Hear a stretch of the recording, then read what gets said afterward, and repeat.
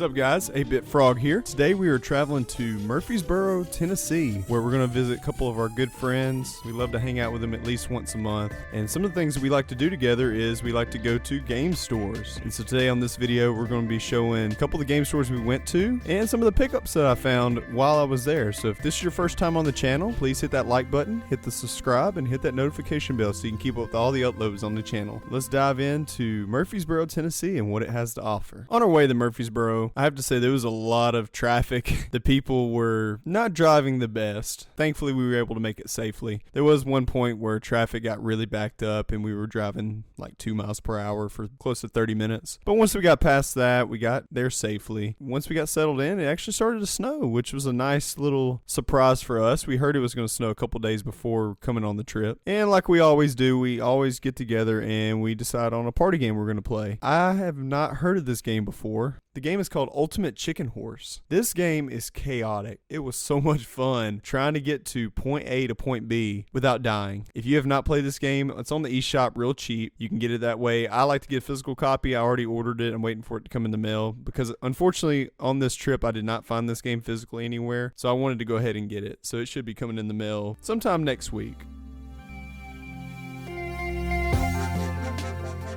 After a fun weekend with our friends, playing Switch games and board games, we even went and saw the new Batman movie in IMAX. If you have not seen that movie, it is totally worth it. So on our way to the game stores, it was a beautiful day. All the snow had melted away. It was sunny, beautiful skies, no overcast. It was a little chilly. It was about 50 so degrees, so I had to make sure I had my windbreaker on. And it was nice not having to drive. I got to enjoy the views. Looking forward to seeing what these game stores have to offer. My friend Spade, he was looking to find maybe some Sega games that he has on his list. A couple of these game stores may have what he's looking for. And for me, I'm looking for things like limited run releases that I missed out on through pre-order, maybe a game that is nostalgic to me as a child, or even something that you don't see that often without spending a pretty penny for it, of course, because sometimes games can be outrageously expensive nowadays. We are looking forward to seeing what we can find. So our first stop in Murfreesboro is Game Trader. This is the store that my friends have not been to before. I've been kind of talking it up to them because when I came here the last couple of times, I found some really cool limited run stuff here. They also have some Play Asia games that you normally don't see physically in stores. So when you first walk in, we went over to the left, we saw some pop figures and Xbox One games, Xbox 360 games, even some original Xbox games. And as we continued through the store, we actually saw some PS2 stuff, Wii U games, Wii games. A lot of this stuff that's on the shelves are more common games that you would see. The one thing I noticed as I was looking through them, though, they're not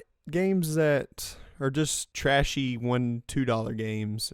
Zelda Twilight Princess for the Wii. I prefer the GameCube one. I have both copies. Looks like they were selling it for $20 here. It looked like the case was in pretty good shape. But this is still a solid game for $20. I've seen it way more expensive than that. Another game they got here I see on the shelf is Super Mario Galaxy for $30. Man, it's just crazy to think how much games have been going up in value. $30 isn't bad for this game though, honestly. If you are a Super Mario fan in any type of way, you gotta play Galaxy. It's totally worth it. Some of their more expensive games, I saw Marvel vs. Capcom 2 for the Xbox for $100. And the one that really got me was this Pokemon Silver for the Game Boy Color. Sealed copy for $800. Sorry, I can't afford that. I would love to have that in my collection, but I just can't do it. There's also some really cool music vinyls for different games. They had a Nintendo Wii organizer, which personally I wouldn't mind having that for my collection. Got some Sega Genesis games. Got your Sega CDs, Sega Dreamcast, Sega Saturn games. They even got some controllers, accessories, some Atari. You got some more Super Nintendo commons, third-party N64 controllers. It looked like they got the Nintendo 64, like the Q controller that came out only in China, but it's a third-party version. Here's some of the original Nintendo games. The one thing I thought was really cool, they had some Nintendo games with some custom cases. They also have a lot of loose 3DS games, Switch games, a bunch of really cheap Game Boy Color games, all types of stuff. And then in the back they got, where I couldn't really see it, but they have Nintendo Switch games including limited run games and Play Asia games like I was mentioning earlier. Overall, Game Trader is a really cool store. It seems like it's well organized, very clean, and it has some very fair prices. I get that the Pokemon Silver sealed is really expensive, $800. However, it's a really rare game. The fact that it's sealed is really hard to find now. There were several games that I kept eyeing while I was in the store, but the one I ended up choosing was Stranger Things 3, the game. This is the version that Limited Run put out for the PlayStation 4. I didn't see one for the Switch, unfortunately. I do like getting these type of games for my Nintendo Switch collection, but I couldn't resist. I had to go ahead and grab it. This 8-bit, 16-bit adventure is very similar to Zombie Ate My Neighbors, and you're playing through the story of Season 3 of Stranger Things. So I'm looking forward to popping this game in, giving it a try, and seeing what extra goodies that I got in this box. So I may do a video on this. If you want to see a video on it, leave a comment down below, and I'd love to get some feedback from you guys. After our stop at Game Trader, our friends decided to stop by Play and Trade Video Games. I believe this is a franchise, but it does have some really good selections. A lot of PS4 and PS3 games, a lot of other stuff around, what you would normally find, Xbox games, Nintendo Switch, you name it. It's got everything that you would be looking for, even some vintage stuff. I went straight over to the glass. That's where you usually find the best stuff. You can see PS5, Switch games, but I did notice that there was a PlayStation Vita in the case. Of course, since I just recently got a PlayStation Vita, I had to check it out. And as you can see here, they're pricing theirs at $199.99. If you haven't seen my previous video on the PlayStation Vita, go check it out. How I actually got a PlayStation Vita with 9 games and some accessories for the same price. I saw over here that they had some Super Nintendo games, and one in particular they had was Pocky and Rocky 2 for $529. This was the most expensive game that I did see in the store, and I did not buy it.